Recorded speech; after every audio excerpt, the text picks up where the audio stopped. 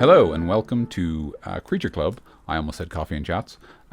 This is a podcast all about Dungeons and Dragons. In it, we talk about the monsters from the 5th edition Monster Manual. We talk a little bit about their history, both in the game and in real. We talk about their history. Yes. We talk about their history both in real life and in the game. We go over their stat block, and then we talk about how you might use them in encounters or your setting, how you might make them exciting for both you as a dungeon master and for your players. I am Daniel White, and I am joined by Timothy Porter. Hello there. And Mikey Deasy. Daniel, you're usually good for the intros. This one, wow. I'm sorry, buddy. Yeah. Not your A+ material, but you know what? We'll stick with it. Yeah. I'm a solid B- student. I'll take it. I mean, you know. Sure. It's definitely a pass. We got through it in the end. Indeed, we did. I'm proud of us all for getting. Welcome everybody to the Beholders wrap-up party. Indeed. Yeah, I like that actually. Well, for now, I guess, because there is more Beholders coming up. There's always more future Beholders. Yeah. There's always a bigger Beholder. Yeah. At the end of the episode, we're going to suggest some nice delicacies that you can prepare with parts of Beholders. Going to have some nice Beholder stew, some tasty roasted Beholder. Tim, we haven't even said what the hell we're doing. Let's No. hold off. Hi, sorry. This is Beholders Part 3. So there are 3 entries in the Monster Manual for the Beholder. We've covered the first 2, which is the baseline Beholder, and then the Death Tyrant, which is an undead Beholder. And now we're going to talk about the final kind of Beholder called the Spectator. It's a little different, and we're also going to kind of talk about... we might give our final thoughts now that we've looked at all 3 and talk about like a lot of different things you can do with them. It'll probably be a little bit unusual compared to our normal format. But yeah, if you haven't listened to parts 1 and 2, they'll probably help because... we don't really want to repeat ourselves that much, I think it's fair to say. Yeah, we're going to be building off, like last time, we're going to be building off what we've done in the last 2 Exactly. episodes. So it's, we recommend to listen to the other 2. They're actually pretty good. I'm surprised. When I was editing the Death Tyrant episode, I was like, this is a good episode. Yeah, well done, me. And just me. It's just just your me. track, Mikey. Yeah, we all know it's just, I'm the... I don't heart and joke soul. about that. I'm not even going to joke about that. But you're like the chief engineer on the train that is Creature Club because you keep it all running and recording. Yeah, girl. That is very true. And I'm like the greasy railway boy, and Tim's like the sexy conductor. Oh, stop it! I'm the annoying guy who keeps making jokes. Tim's the guy who goes in and asks for the fares. That's me. Because Tim has actually been going around to every single fan's house with a little ticket clamp thing. So if he hasn't come to you, could you please send in your address? And No, I got them all. Don't worry. I traced IPs. And if people look under flower pots outside their front door, if they weren't home, I just left it under that, and that's there for you all. And I hope you enjoy it. Excellent. Delicious pamphlets. So this is a podcast about Dungeons and Dragons. Yeah, that's weird. Normally, anyway. Normally, yeah. Typically. Yeah, so normally what we do is that we go through the beast, what's written down here, and the stat block, and then say how we use it. So, but as Daniel said, this might be a weird one because it's kind of a small page, and we're going to want to talk about other stuff from Beholders that we might have missed. So, shall we hop into this boy? What does he look like, guys? What does he look like to our people who don't have a book at home?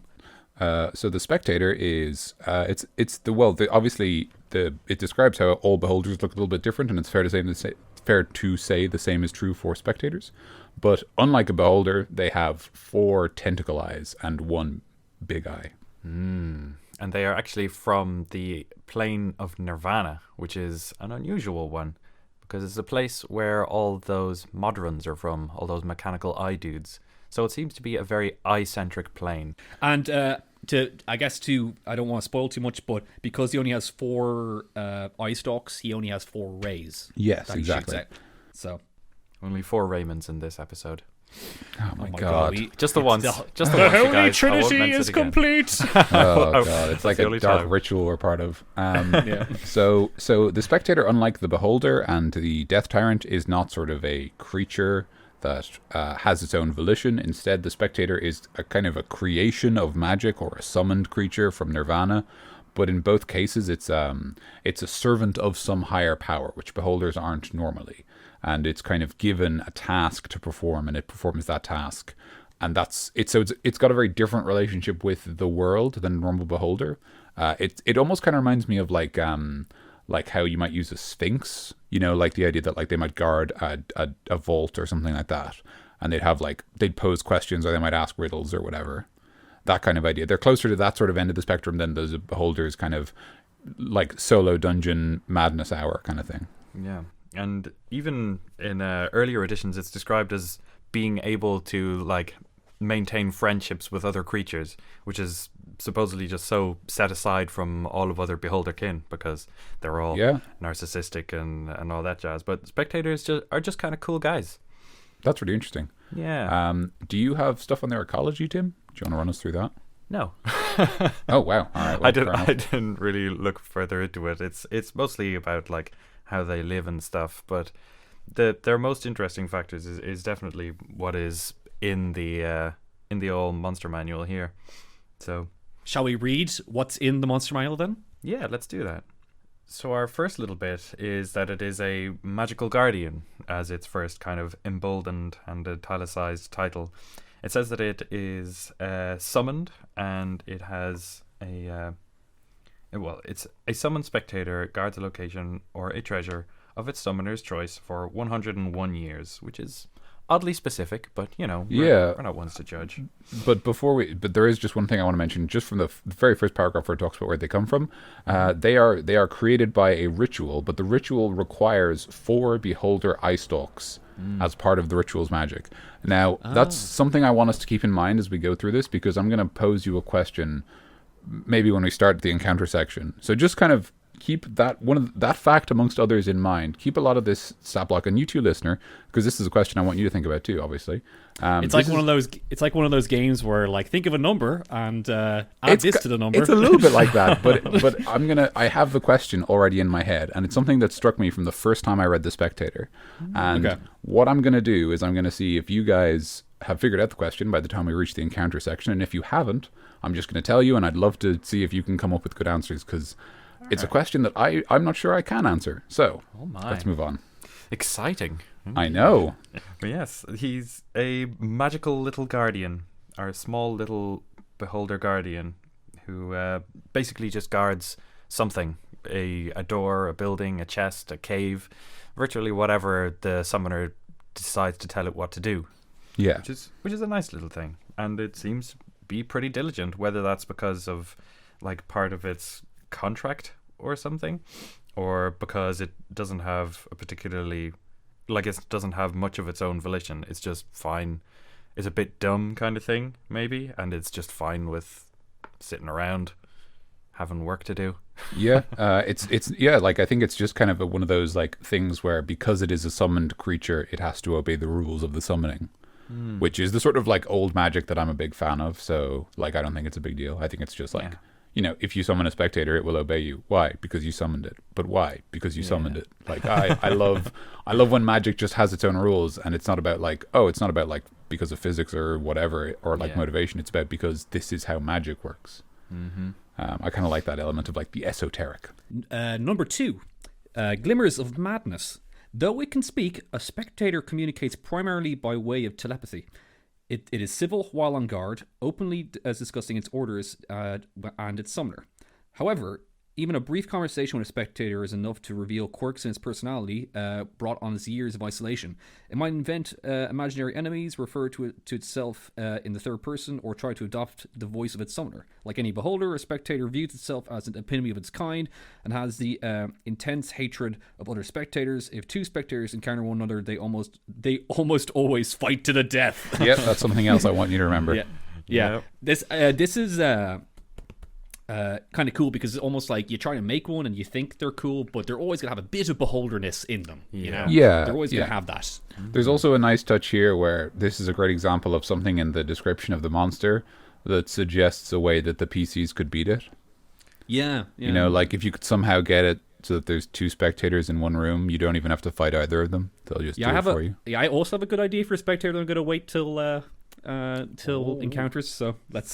So much foreshadowing. So much foreshadowing. This is like the Stranger Things episode 1 of Creature Club, because you're like, I want much more. I want to know what's going on. Yeah, I like that little paragraph because it gives the dungeon master a lot to work with. It like gives it suggestions for how to play the beholder. Like maybe it's just sitting there grinning and everybody hears a voice in its head, or they can put on a voice for it and it's kind of thing. It's a fun little character. I'm a spectator. But that's my voice. You guys haven't got a spectator in your pocket, have you? Because I'll fight him. I'm the spectator. Watch me go. You can't beat me. Yeah. Sorry. He's a cool little guy, and I like how he's described. That's all right. So the final section just mentions how basically once those 101 years that we had from the first paragraph pass, the spectator is no longer bound to service of of whoever summoned it, and is now able to basically do whatever they like. They might just keep guarding the relic that they were guarding before, just out of habit, basically, because they don't know what to do with themselves, or they might like go crazy and attack people, or they might just chill out, or they might, try to replace the creature that summoned them because they spent so long obeying them, or whatever. Like, because they are a little bit of that sort of paranoid madness that you see in beholders, it's sort of it's very clear that you could kind of do whatever you wanted with them at that stage, and there's a lot of room there for kind of narrative flexibility, which I'm a fan of. Yeah, I think that's kind of cool because it kind of, like, it says that specifically it says the flickers of madness it displays during its servitude flourish after its time spent. So it's like it can survive up to that 101 years because it kind of sees the end is like as like a stopping point. But once that has happened, it's just like, well, now what? Yeah, and there's also kind of an element of like, like how even though it might not have even though it didn't want to guard the relic and it was summoned to do it, at least that was something to do. There's almost an element of like the insanity doesn't come from something in particular; it just comes from the boredom because you haven't got a purpose, which is kind of cool. Sad that it doesn't get to go home afterwards, though. I would have liked that for it. Maybe that could be a mission for. Maybe that could be something that a spectator tries to achieve. Maybe a spectator sets out to try and return to Nirvana after it is summoned, after its 101 years. Yeah, I've done my time. I'm going home. That'd be kind of fun if you like met one in a bar and they were just like, "Yeah, I'm just looking to get home, man. Just wandering these dusty trails." I've put in my time. They've got like a big cowboy hat and stuff like that. Yeah. Yeah. And it's like, I'm gonna go into the tavern to find some quest. What do I see? A spectator just hanging around. Yeah, a big floating head with 4 tentacles. Yeah, just looking around with a big old grinning maw. I don't care. I'm just gonna get a room. I'm fine. It's just 4 NPCs lined up in like idle animations, just waiting for you to interact with them. Yeah. Shall we move on? Yeah, man. This? Do I smell some roasties and some tasty hot lamb?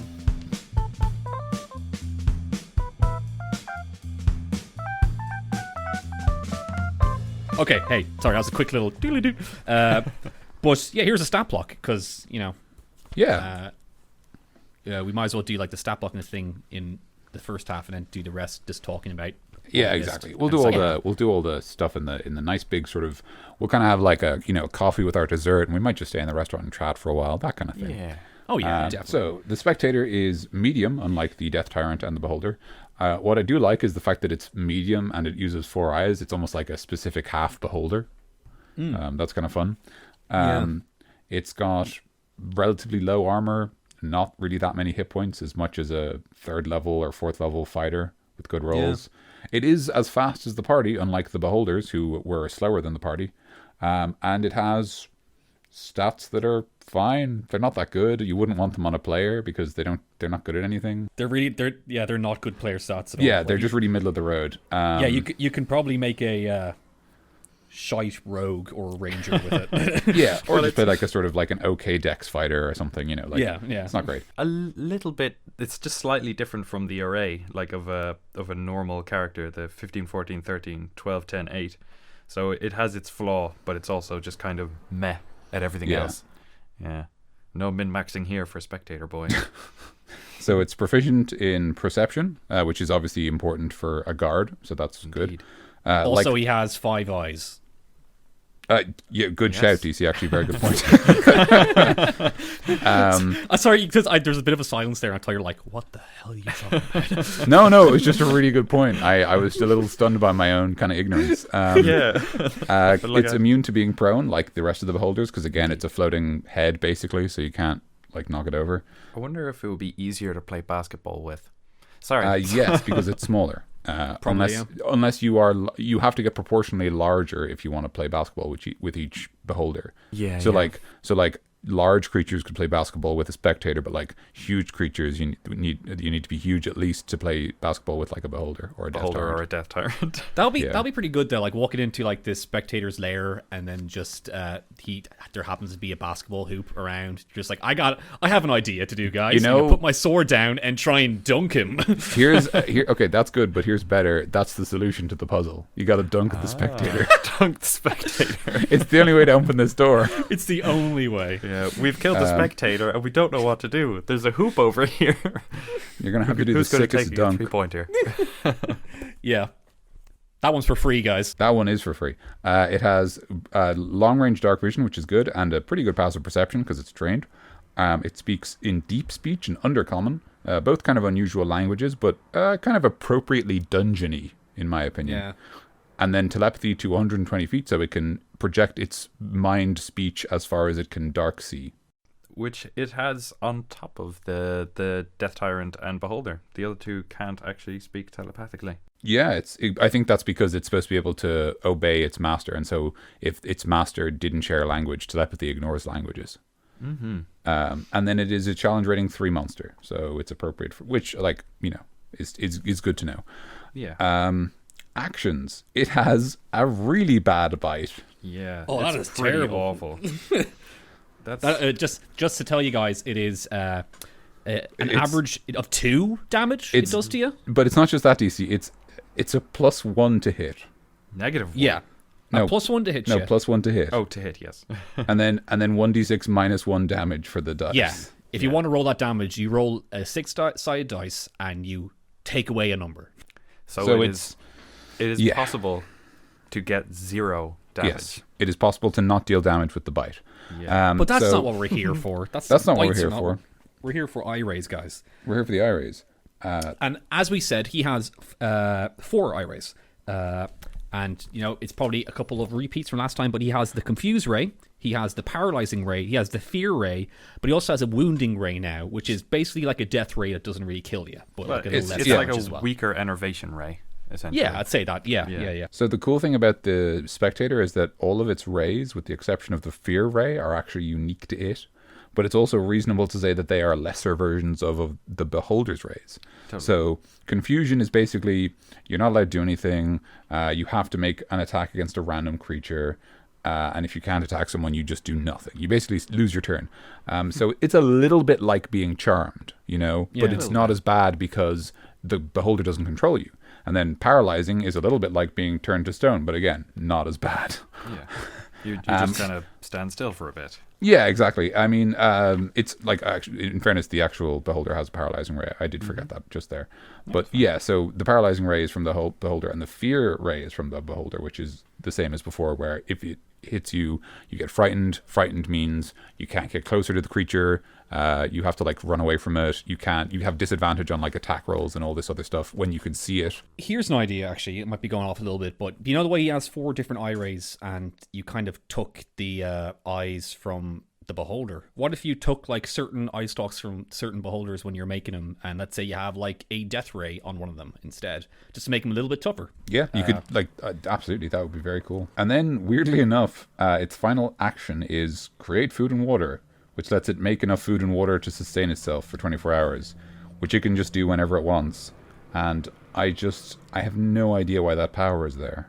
Well, does he need to Yeah, yeah. It's like an aberration summoned from a different plane of existence. I think if it didn't have that ability, people would be like, "But how does it eat?" You know, like. Yeah, exactly. I say like the wizard who made it was just like, oh, he has to eat crap. All right, create food and water for itself. That's fine. I'll put that spell in there. Or maybe because it's like been teleported to this place, it has some kind of familiarity with kind of summoning stuff. So it just summons something from its plane, from Nirvana. Yeah, it just eats a Modron or something. Yeah, maybe. I always wanted it to like create food and water, or like create food, but a specific kind of food. Like it just says create bread, create soup, create sausages. Yeah, create soup. He just eats soup. Like create sausage rolls or chicken rolls. That'd be good. That'd be good. Leave a comment down below for what food you want your Spectator to summon. If I could summon any food indefinitely, it would definitely be cherry bakewells. Cherry bakewells. I fucking love cherry bakewells. So Mine much. would be chocolate milkshakes, bro. Nice. So good. I don't know, probably hamburgers, but I'll That's probably allowed. die. That's I mean, no, we'd all die if we had this power. Let me clarify. That's true. Yeah. No Yeah. person is supposed to have that ability, but Yeah. you know, I'm just saying, if I had to choose, it would be cherry bakewells because they are so good. Just worth mentioning as well. So obviously, the Spectator has 4 eyes instead of 8 or 10. No, 10. I apologize. And it also it shoots 2 of its rays rather than 3 of its rays. And it shoots at 90 feet range rather than 120 feet range, which are, kind of small things, but they're just worth comparing, with the Beholder Prime as such, like what the difference is. Yeah. So it can't fire as many rays, which obviously makes sense. It's supposed to be a much lower level enemy, but also it can't fire them as far, which is just a little different, I suppose. It does mean that you have to remember that the Spectator, unlike the Beholder, can't shoot as far as it can see. It has to kind of move in close first. Also, all of the DCs are DC 13 as opposed to the 16, 17? Yeah, 16 and 17, I think. Yeah. Which are that's the other thing, of course. These DCs aren't very difficult. But that's, again, appropriate because this is this is CR 3 instead of CR 13 and 14. Yeah, so, you're talking about a completely different level of play. Yeah. And they have and they have a really cool reaction, which I think is a lot of fun. Tim, do you want to read it? Sure. So the reaction is Spell Reflection. If the Spectator makes a successful saving throw against a spell, or a spell attack misses it, the Spectator can choose another creature, including the spellcaster it can see within 30 feet of it. The spell targets the chosen creature instead of the Spectator. If the spell forced a saving throw, the chosen creature makes its own save. If the spell was an attack, the attack roll is re-rolled against the chosen creature, which is super tasty. That's real nice. It's very cool. Yeah. I like it a lot because it's I feel like there's a cool element of almost self-balance with this power, where Spell Reflection is very powerful, but because it's a CR3 monster, the actual power of your spellcasters isn't that high yet. So if this was an enemy at say maybe CR6, at that stage your wizards start to have things like lightning bolts, which might take out a rogue in one hit. Yeah, if you roll well. I did. Oh god, high level wizards are broken. I was playing with myself and Tim are playing in a game with Stephen Brady, friend of the podcast, and I got Fireball, and we were fighting a bunch of guards and stuff, and in the first turn I used Fireball and I pretty much killed everyone bar the highest level guys. Yeah. 2 of them that were left there and they were almost dead. On I think it was 8d6, you rolled 5 6s, a 4, a 3, and a 2. So it was broken. It was busted. So do you guys want to know something really cool? Go for it. The Fireball spell is designed to be overpowered. The designers of the game have come out and said, we want Fireball to be overpowered because it's one of the coolest and most signature spells of D&D. So when you cast it, you should feel like a badass. So they know it's too powerful. They know it actually deals too much damage for that level spell, but they don't care because that's what Fireball does, Yeah, it's exactly. Its identity is more than its balance. Its identity is yeah. And if you ever need a Fireball spell, a spell effect, you can take that. Yeah. Lightning bolt is the same amount of damage as well, so that's just the same kind of thing. Yeah. Where it's it makes you feel like a badass using it. So yeah. I need to get lightning bolt for all my lightning characters because I'm a big fan of lightning spells, but there aren't enough of them, which is sad. Lightning bolt is a very cool spell. Yeah, there's a lot of interesting balance things like that. This isn't really the podcast for them, but here's another one. Here's another one just for free before we stop. The designers of the game know the paladin is probably the best class in the game, and they're just fine with that. Yeah. Like, this is something I think I mentioned to you guys before. That's the reason the paladin always seems good, because it's really good. It's just designed to be a really strong class. But the point is that healer and it's a fighter and a cleric in one body with unique combat powers that only it has access to as well. But people it's kind of like, but D&D is a collaborative game, so if you have a paladin, it's good for everyone in the party, or it should be anyway. I guess if you want to min-max and do damage, then like an evocation wizard is kind of the way to go with that one. So yeah, also wizards are cool. And they're very cool. Yeah. To swing us back around towards the Spectator. Thank God. Even if you have a fantastic wizard or a fantastic paladin and he shoots something at the Spectator and the Spectator avoids it, he can just shoot it right back at them, no matter how high a level they are. Yeah. It's so, that's the kind of balancing that I think its spell reflection has, and I think it's super, super cool. It's also a nice touch that spell reflection. So, for example, if someone is a very powerful caster and they have a very, high save DC, the person who it's reflected to has to test against that same DC. So now the fact that your wizard is a really good caster is now a problem because, you're definitely not going to make that save. And you're definitely going to get polymorphed. Yep. Going to be turned into a banana. And now I'm a banana. That's like banana beam, and it just a beam turns into a banana. It's like it reminds you of like Majin Buu's chocolate. Oh beam. yeah. Oh yeah. Who was it that turned From people Dragon into Ball. Cookies? Or was that Majin Buu? That was Majin Buu. Yeah. Cool. He was the only one who turned people into food. Into like sweets in general. Yeah. He liked sweets. Anyway, sorry, tangenting here. Give your Spectator a candy beam. Mm-hmm. Yeah, that'll be great. Yeah, that would actually be really cool. As like an alternative to petrification, turns them to like a big ice mint. Yeah, and then just eats them. That's pretty terrifying. Yeah. Oh, and then his breath is cold, and then he shoots a cold breath at you. And then, my God, the power of my icy mint breath. His breath is so refreshing. I'm freezing to death. Yeah, and he's just like, "Oh man, give me a mint. Come on." It's like the Spectator opens up the packets of mints, and everyone just like, "Oh, go on." He opens a packet of airwaves. Yeah. Oh yeah. Oh man. Jesus, my airwaves might come That's on. Great. They might. They're our sponsor for the podcast. Free advertising. Is that the stat block then? Yeah, that's it. We've done. That's the whole thing. Shall we go into dessert? Yeah. Yeah. It's time. Oh, sorry, Tim. You do the thing. Let's have a chat about dessert.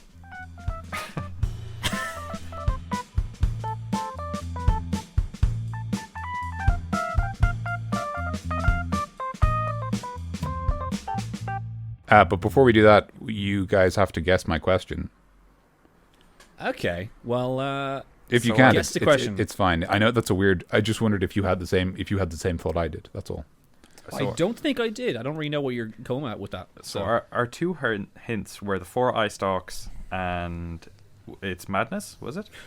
I don't want to remind you what the hints are because I don't want it to be too obvious. Oh, I might have an answer for it, but I could be wrong. I still want to hear the guess. Yeah. Whereas your question going to be, do you think beholders make spectators? No, but that's a good question as well. Tim? Yeah. I have no idea. That's fine. That's not the question though. Go on, guess. Go on, guess. Like put on an answer. Could be right. Okay, so is it that it's possible that the Spectator? I had an idea in my head of what it might be, but I can't quite remember what it is. Tim, you are killing the pace in this podcast, my dude. I did it.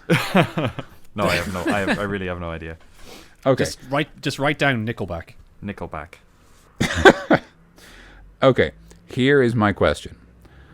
So here's the information we know about the Spectator. It requires 4 eye stalks from a beholder. It serves for 101 years.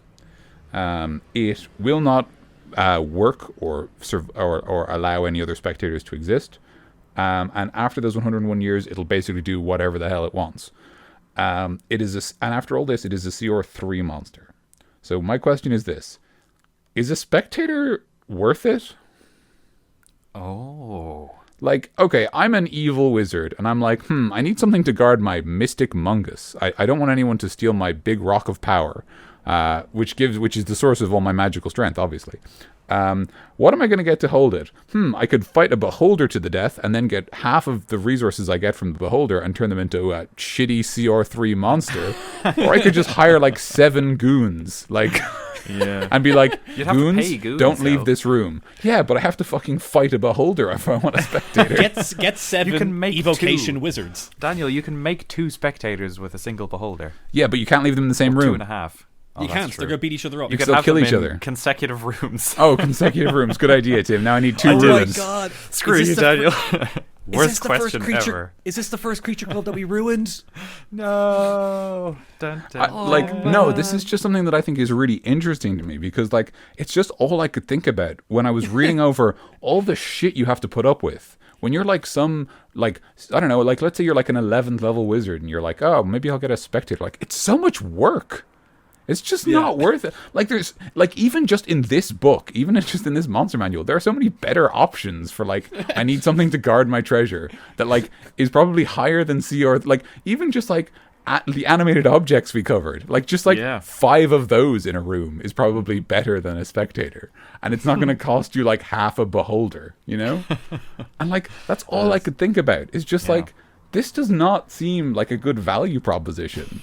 Like, I know it's a weird thing to talk about in D&D, but, like, I just mean the fact that they make it, like, very obvious. You need 4 beholder eye stalks. You need them for this ritual, and they're consumed. You can't use them a second time. And like, it's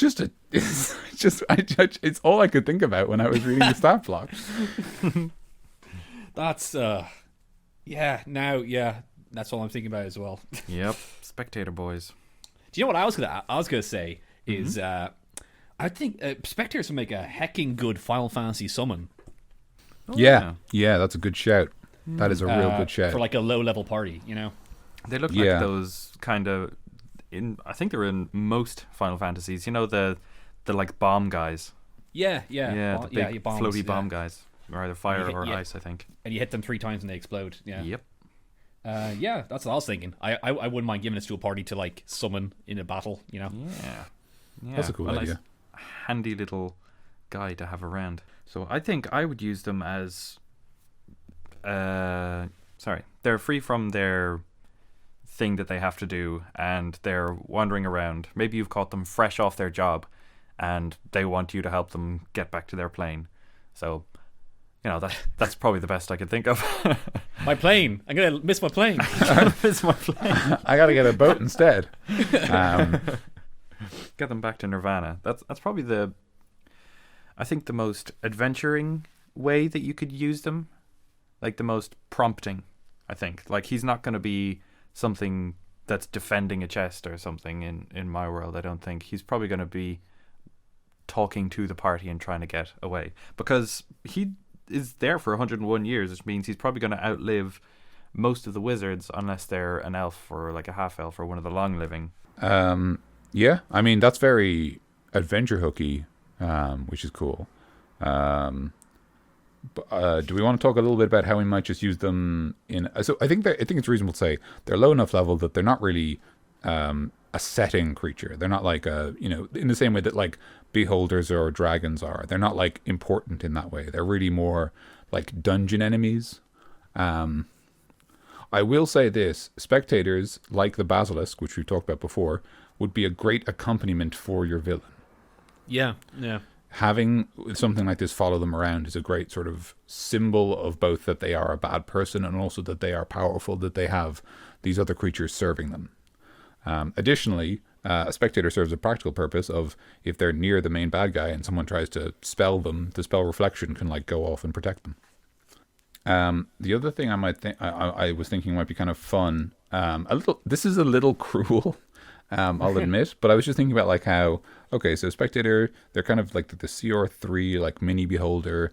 they'd be kind of fun for like, you know, a dungeon at the end of the like maybe either at the end of the dungeon or they're like the beholder we mentioned before, like in an optional part of the dungeon where like the spectator is guarding a different treasure to the one you're after. Like let's say you're in there because some orcs, they've got the big rock of power and you got to get it. And so you go in there for the big rock, but also there's a spectator who's got like another smaller rock that they're protecting. And maybe you want both rocks, you know? So I think that like it would be... So sorry, the evil idea I had was give them, or give the party ahead of the fight with the spectator, give them spell scrolls. Okay. So they're more likely to use magic on the spectator, so it's more likely to trigger the spell reflection. Because So otherwise it's wasted ability. Well, kind of, but so the thing is that like this is obviously like this is a trap. This is basically a trap. This is setting up your players so that they are going to do something that you know is going to end badly for them. Yeah, and you can say that maybe he put them in there, you know? Yeah, you could say like there's a lot of ways you could explain it, but I think what I like, I think it's a very subjective idea, or like I think it depends on your party. Like I think if your party has like a full-time caster, then I don't think you need to do this. But I think if your party has like more like, you know, rangers and paladins and kind of like half casters who like don't use as much magic generally, like a few spell scrolls are a nice thing, because what happens is either they use it on the spectator, it works on the spectator, which is cool because then they get to deal damage. It doesn't work on the spectator, which is funny because then spell reflection goes off, or they don't use it in the spectator fight and then they've got more treasure.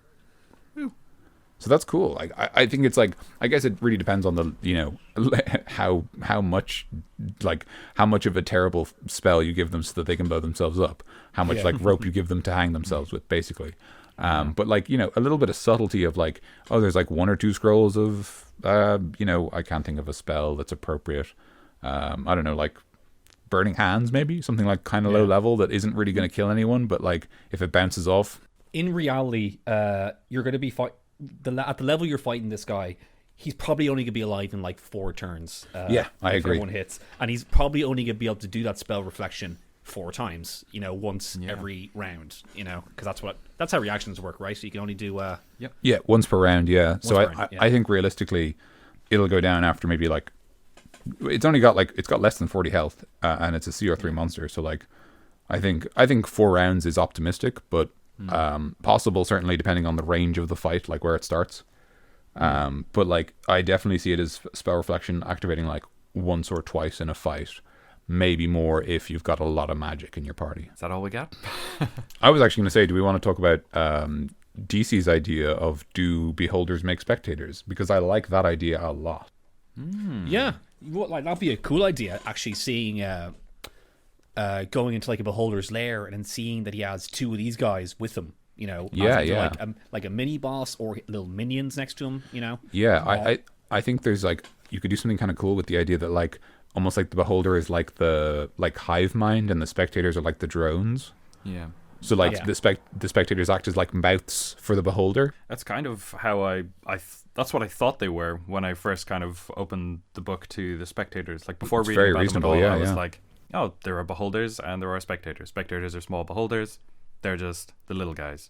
Yeah, so I thought too, actually. Yeah. So kind of maybe the beholder is okay with having little spectator boys because they're kind of obviously inferior to him. Yeah, like or maybe it's like a no case of threat. like if the beholder makes them, then the beholder's like, well, I made these things, so obviously because I made them, they're good. Yeah. And I know that we touched about this in the last episode in Death Tyrants. If you had a Death Tyrant, then maybe he finds some dead spectators and raise them from the dead, and then they're with him. You know, Yeah, that would be make cool. that would make more like sense to this lore in the book. So, Death spectators. To the official lore, I mean, so Kind of makes them sound like they watch snuff films or something. spectators. Spectator. But yeah, I like that idea. Like they're produced from the parts of a beholder that maybe the other guy killed. Like one beholder killed another one and then created the spectator from the remnants of that beholder, because they're going to be killing each other because they hate each other. Oh yeah, that makes sense. I was thinking more just like literally the classic like beholder makes them in a dream and then keeps them around kind of thing. Like how a beholder becomes a death tyrant. The idea that they have a dream where they think about how great it would be if they had a minion who could do all their busy work, and then they wake up and they have one. Like, you can really do anything with beholders, I mean, you can do anything with anything, but that doesn't help our listeners. That's true. We can't just, like, each episode of ours is like, do whatever. No rules. Yeah. So, it is meant to be that, right? Like, we're just giving little ideas to everybody. We're just putting the gas in the tank. It's your job to drive. Yeah, girl. Yep, that's true. So like, I don't want to be too. I don't want it to seem like I'm too down on spectators. Like, I know that I started this by saying like they don't seem very like useful, but that was purely because I think that's something interesting that like I want to think about, right? Like, because my head goes, okay, well, the spectator you've described to me here sounds like not worth my time if I'm an evil overlord. Yeah.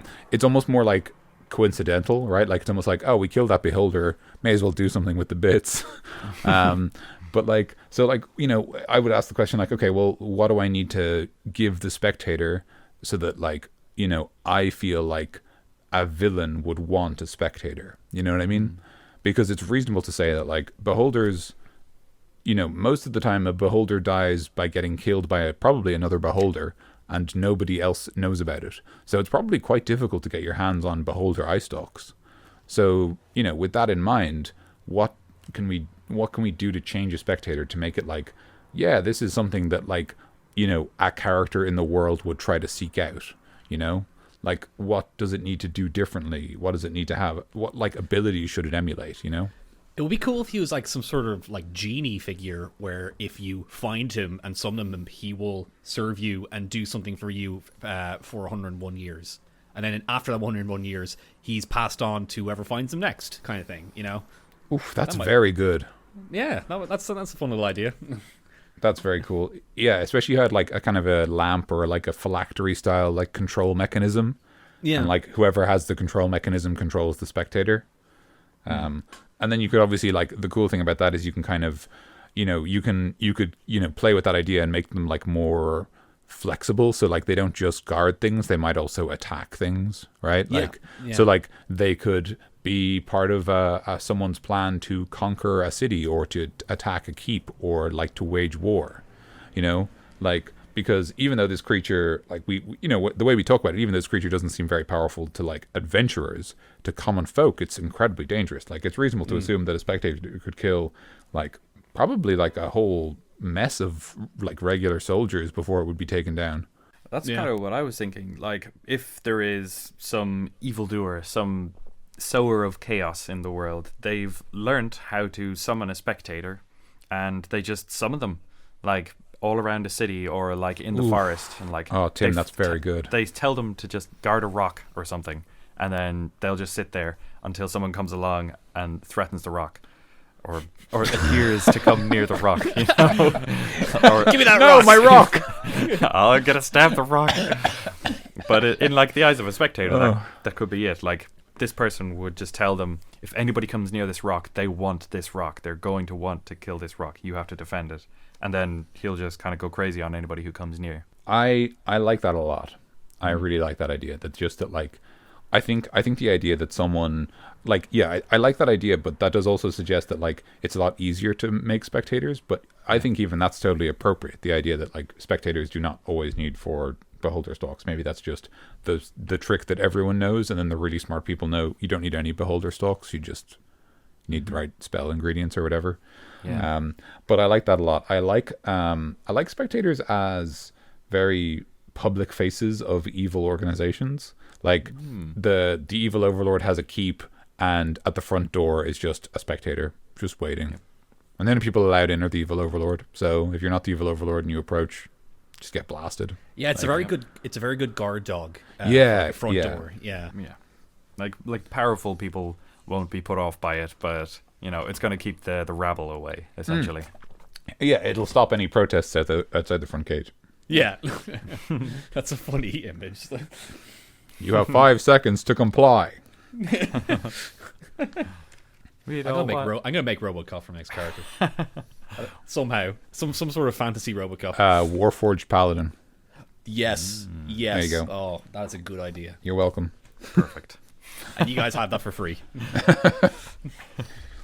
Free with your Spectator episode. Yeah, weirdly enough. All right, let's do some fun. Let's do some bits. Let's get down and dirty. All right. We need a name for that section because that was gross. Let's do some bits. Like, let's turn these monsters into.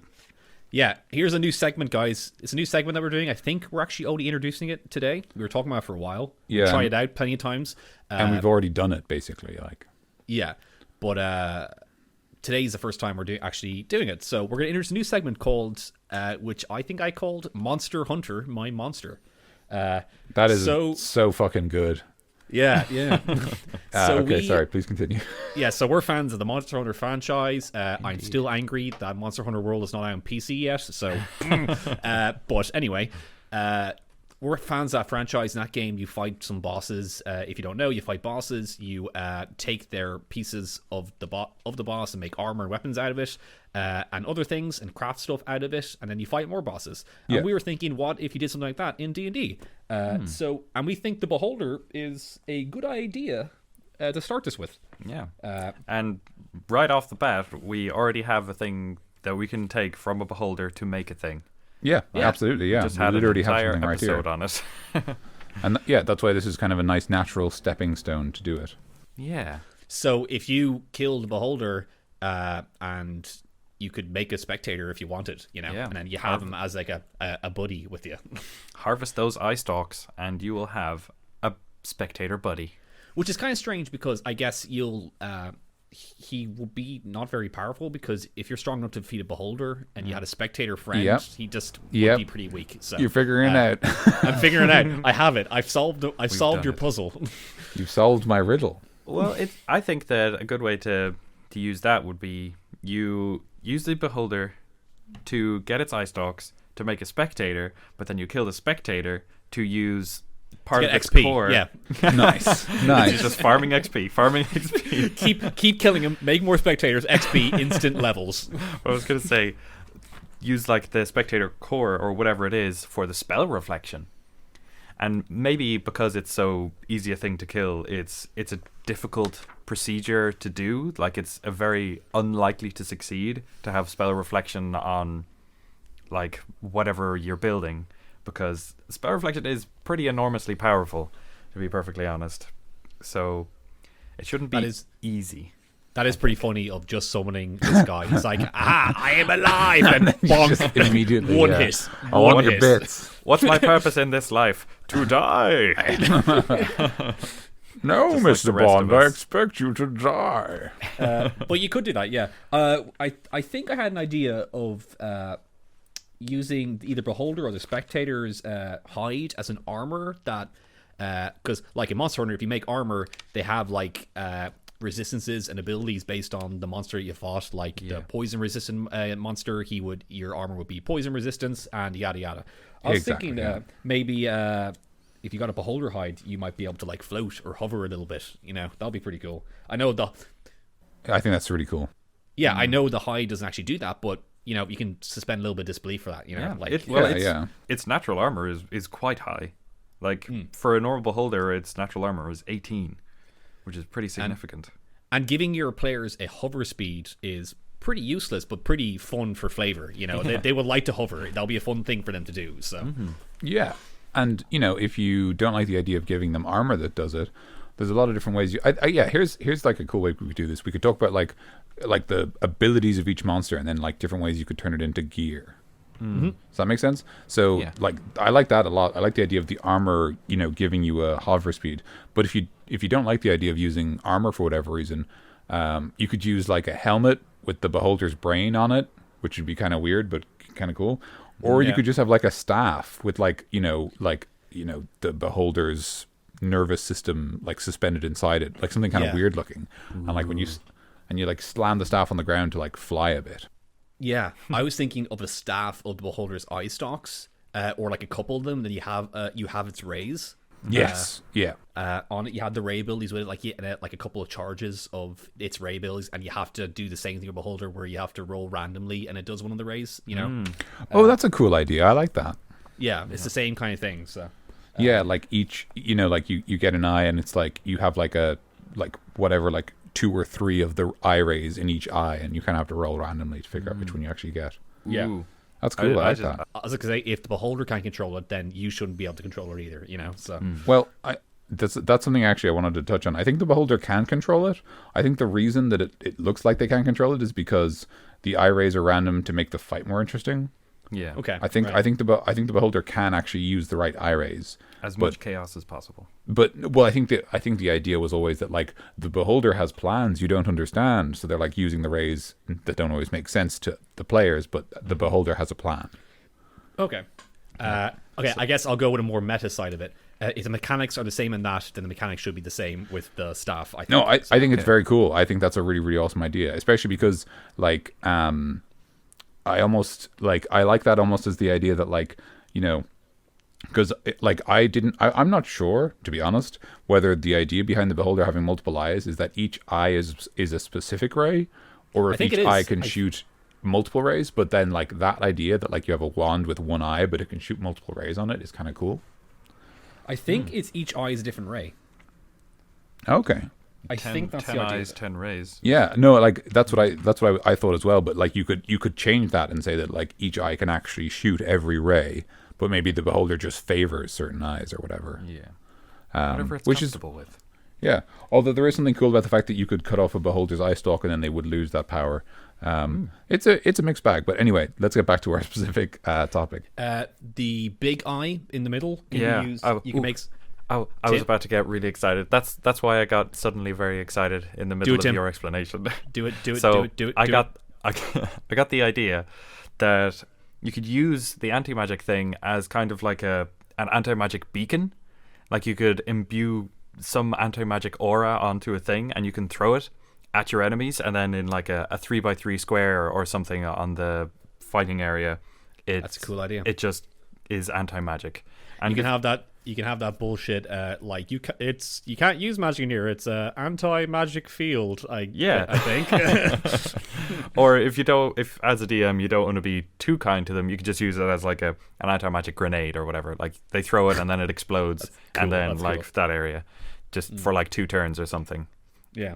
One thing you could do with the eye, with the big eye that's the anti-magic eye, that would be really cool, is like if you put it at the end of a staff. So like if you imagine like a big like metal staff and it's got like basically a goldfish bowl at the top with the eye inside it, and how it works is like the wizard like slams the staff on the ground and like points at someone or just thinks of someone, and the eye like focuses on them, and like for whatever number of rounds they just can't use any magic. Like they are specifically affected by anti-magic and no one else is. So the eye just kind of tracks them around the battlefield. Yeah, basically the eye like stares them down effectively, and they can't use any magic, and none of their magic works. But like, that's cool. No one else knows what's going on. Cool ideas. And if you want to go a flavor, if you defeat an eye tyrant, then maybe you can make a staff out of just floating dots that are like its eyes. You know, just for aesthetic reasons. And I'd say its negative energy cone would probably be. Excuse you. No, I just have an idea. I just go want, for it. No. Do it. Okay, Death Tyrant, make a negative energy cone staff, and that's a big bad for you. Yes, a necromancer. Yeah, that's where I was going as well. We both got excited about it right there. That's cool. That's really cool. Like your big bad has slain a Death Tyrant and taken their death-raising abilities to raise its zombie army. Because any powerful necromancer could do that, but this is just some jabroni who got a staff or something. Yeah. And then suddenly he can control all these zombies. Oh, he can control them as well. He doesn't just raise them. You can even control them. Snakes. Anyway. So then another idea for the Death Tyrant, although this requires a very big person, is, and this is just something I literally got looking at the art from the 5th edition Monster Manual. So I'll describe it kind of briefly for our listeners. It's a beholder skull, but it's got these 2 kind of extended like cheekbones, I guess. But they look a little bit like handles. So imagine like Lich carrying one of these around, like channeling energy into it to like fire out like negative energy. Ooh, like almost like this big like pose lantern or whatever, you know? Tasty.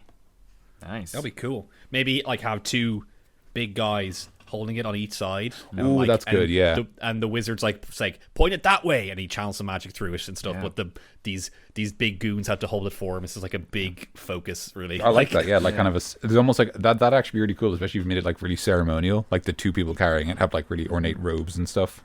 Yeah. It's like some like dark religion. Cheekbones are bizarrely handle-like. Yeah, aren't they? Yeah. It's like they knew we were doing this show. Yeah. And of course, there's the old dagger from the teeth, but there's no actual there's no poison or nothing particularly interesting about the teeth. So it's just a little thing. Yeah, daggers are like a gold at the shop. You're fine. that would probably be used by if you wanted to give a kid who happened to have a dagger whose dad said that he slayed a death tyrant or something, and he has it, and he's all, oh, I'm gonna be like my dad, and I have his dagger, just to give it a little bit of flavor. Yeah, it's a good thing to take out and say, here you go, kid, take this. Yeah, Also good for a necklace of teeth. Yeah, one of those I'd say they're pretty big. One of those shark tooth necklaces. Or if you want to just track all the big things you killed, this is the time I killed a giant, this is the time I killed a beholder, this is the time I killed a dragon. Like Predator. Predator. We're back with Predator here, guys. We can't escape its orbit. God help us all. It's like that planet at Interstellar. Okay, so that's the Death Tyrant and the Beholder. So Spectator, what can we make out of it? So we've already kind of discussed spell reflection. Yeah. So what I kind of like about the Spectator is there's actually a couple of cool things you can do with it. Obviously, like the Beholders before it, you can take its eye stalks and turn them into wands or staves and cast the effect with them, which is cool. Especially the ones that are especially the Confusion Ray, and in the case of the Beholders, I'm a big fan of the Slowing Ray and stuff like that. I like the sort of, especially the Telekinetic Ray. I basically like all the rays that are a bit weird, that the party can use in more unusual ways. But also there's spell reflection, which we've already mentioned, and telepathy, which only the Spectator has. So there's kind of a cool thing there where you could even make a helmet out of the Spectator that is both telepathic and 3 times a day it can reflect a spell or something. I'm picturing a giant picking up the Spectator and putting it at the edge and of its dunking staff. with it. Yeah. Yes. First of all, dunking needs to happen with this guy at some point. So if that has not happened, if that's not in your game, you're not playing right. Yeah, guys at home, if you're in your campaign, if you don't have a dunking sequence where the players have to dunk for their lives, Escape from LA with Snake Plissken, you're not doing D&D right. I'm sorry. It's just. I know we're always you can play D&D in any way you want, but this is actually the only way to play D&D right. It's the only correct way to use it's a Spectator. The only correct way. Anyway, back to the real Goose aside. I'm picturing a giant with a dead Spectator putting it at the edge of his staff, just having a Spectator on the edge of his staff and having that as the staff head, and then having what I was talking about with you can have the spell reflection and the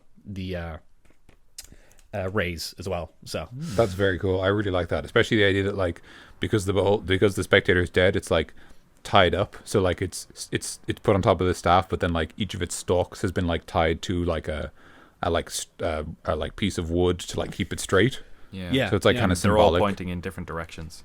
Yeah, and that could even be a cool. Around. Yeah, and that could even be a cool symbol for a clan. The idea that they have this artifact that's a Spectator atop a staff, and it's kind of the symbol of leadership in this clan of giants. So it's 4 eye stalks are pointing in all the different directions, and it's one main eye is pointing upwards. So you can shove it towards someone, or you can poke it towards them with a big eye to use the spell reflection ability, just for flavor text for anybody who cares to describe things like I do. I don't. Stuff. No, I don't give a shit. That's okay. I just say there's things here. Go. There's things. Quick. Any other ideas for him? Let's get weird, wacky, and wonderful. Okay. Okay, the Spectator is dead, but when you squish its cheeks together, it produces enough food to sustain you for 24 hours. And it makes a little noise every time you do it. Yeah. You hungry, buddy? You hungry? The food it creates is just this gross gray goop. Yeah, it's just gruel. It's edible. Food. It'll do you for a day, but it's not going to be pleasant. Yeah, it's enough food to sustain itself, not a person would taste. It hasn't got a very refined palate. Can you see that gross pink tongue? Bluey and pinky. It definitely hasn't good taste. Take the big tongue and use it to make a scarf, and when you wear the scarf, you can understand deep speech and undercommon. That is gross, but pretty cool. Yeah, it's pretty gross. I don't disagree, but I'd prefer a cravat, to be honest. Well, you can do what you like with your dried spectator tongues, all right, Tim? I'm not your dad. I don't care. What would be pretty cool is if you wore like spectator beholder armor and you have the hover speed, then you're immune to being prone. That might be a bit broken, but might be a bit funny. You can do something with that. Yeah. That's true. Yeah, that'd be cool. Yeah, if you had like the conditional immunity. Because like whenever you get knocked over, you just kind of like hover off the ground and you just you can realign yourself. Yeah. That's kind of cool. Because I guess if they defeated Beholder and they went through the effort of making his armor, give him that, ability, because they're probably already high level as it is. Give them more abilities that they can use. And a problem of someone pushing him over prone it's not their first problem. They're probably fighting gods at that point. Yeah, the schoolyard bully don't got anything on them anymore. Yeah. You know what actually would be really cool with the beholders, and this is just something I remembered, like another thing you could emulate with their like items is their lair actions and their regional effects. So, for example, both the Beholder and the Death Tyrant have the regional effect that people within 1 mile of the lair can sometimes feel as if they're being watched. So maybe you can like use a Beholder eye as like an orb to scry with. Okay, right, yeah. I don't know how you'd use a Death Tyrant. Actually, no, I know how you would use a Death Tyrant. You put your head inside the skull and then you can see somewhere else. Ooh, good idea. You think very hard, and then you can suddenly see whatever they're doing, a person or a place. And with the Death Tyrant, you can maybe shoot him with a ray from afar. From downtown. From literally from downtown. Like, put your head in there, spine him, like, I'm going to shoot him with a ray. Beep. Oh my god. Guys, we forgot a key element of the Beholders. Yeah. Slime. Oh. They can produce so much slime. Yeah. I don't want to hear you get about it. a Beholder's slime duct, and Yeah, you just spread it everywhere. I don't want the Creature Club guys to be the slime guys, all right? That's not always signed up for, you don't want to be walking down the street like, hey, slime guy. Like, no, it's Mikey, not slime guy. I'm sorry, please don't call me crunch that. the numbers. People love slime. I know, but I'm an artist, I'm an artist. I Yeah. don't do this for the numbers. I do this for creatures and clubs. This is true. We have to have some dignity. But if you wanted to get some slime from the Beholder, there's plenty. Yeah. So Just slime everywhere up.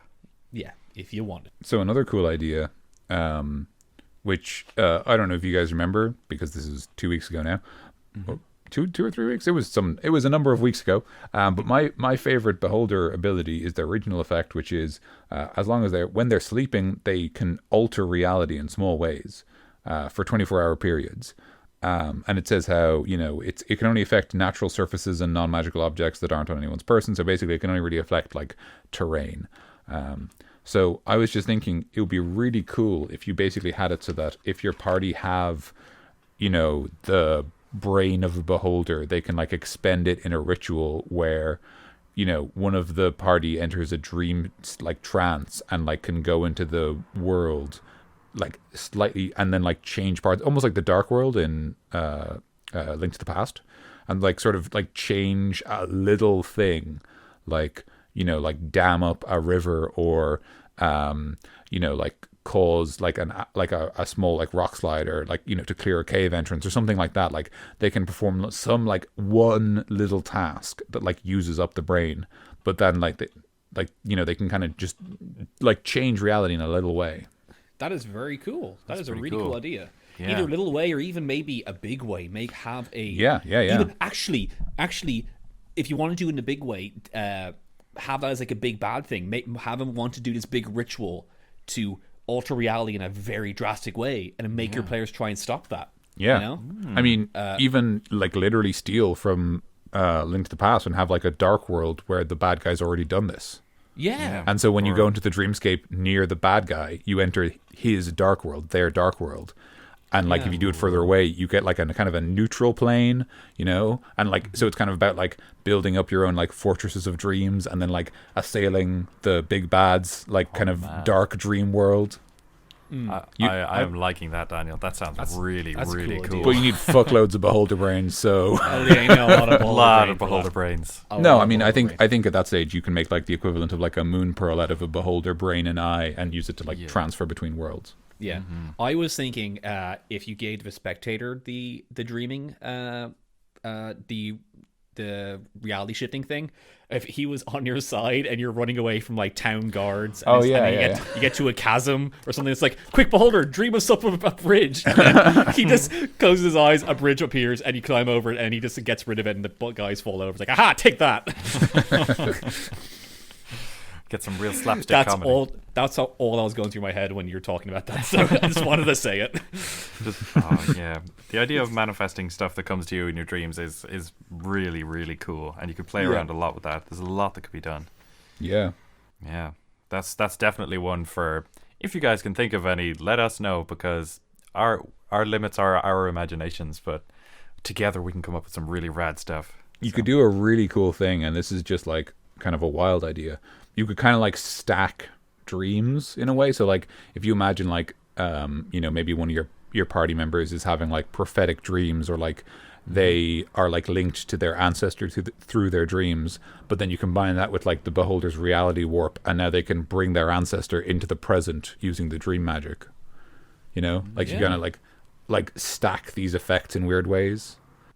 That's just really you're really getting wacky when it comes to dreams. Like it can really mess up with the players. It'll be cool. Like yeah, exactly. That's really cool. Yeah, there's a lot of really cool ideas with this actually that you can do with beholders. Yeah, I think that's beholders, guys. That's all of them. We got a good chunk out of these boys. They're a lot of fun. Thanks for joining us for like 3 whole episodes of Beholders. Sorry if Beholders weren't your cup of tea and you had to go through 3 episodes of it, but that's just the nature of this beast. Yes. This is kind of how we do it. And if you did feel that way, it's worth saying that, like, I think I mentioned maybe earlier on, I think the first episode or something, that like I wasn't ever sure if I liked Beholders that much, but there is something nice about just, talking about them and like, exchanging ideas, and like even if you don't always think they're the best for everything, this is a great way to kind of find out like, oh hey, even though I'm not a big fan of Beholders, that one idea was kind of cool, so maybe I'll use that. Yeah, the great thing about D&D and role-playing games is that if you don't like something in the book and you're not huge on something in the book, then you can just change it to something that you do like. So, it's always there for there. Maybe all the Beholders in your setting are really nice. Yeah. Yeah. Maybe they all love each other and they just live in a nice little commune. But I think like every single creature gives something to the world. Like when I first got this book, I wanted to just build a world where like everything in this book was in the world, but that was a hefty undertaking. Wow, that's a heckin' task, right? It's a It's a lot of work, but like it would be such a broad world, but it would be very easy to misstep and land somewhere you really don't want your players to be. So it's much more free form for the world that I actually ended up creating.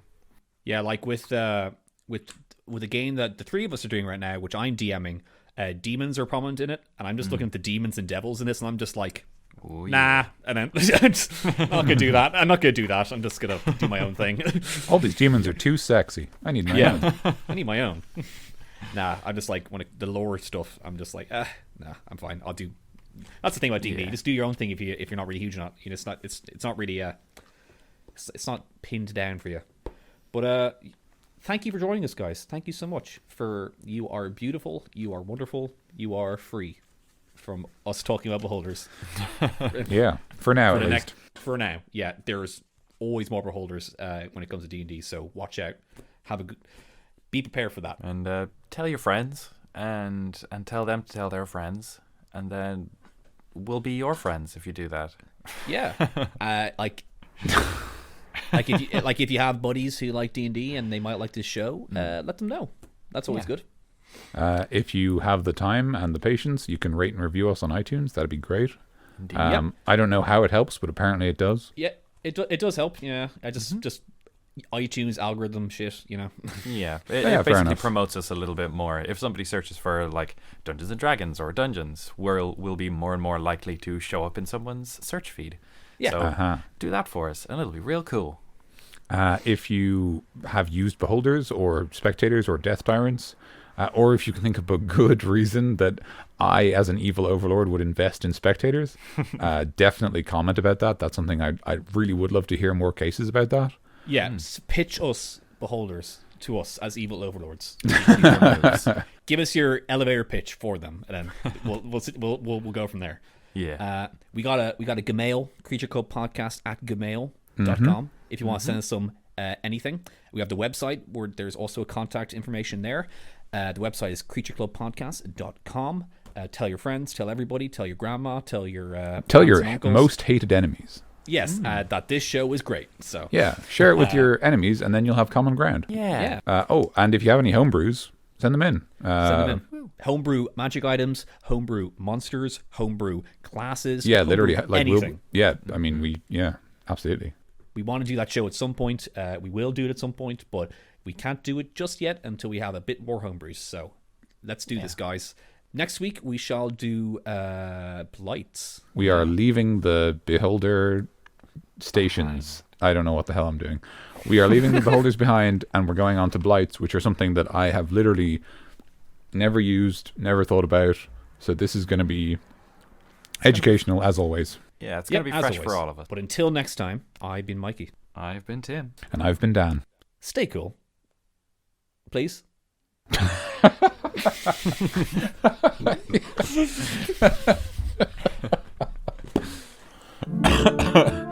Oh dear, that really surprised me.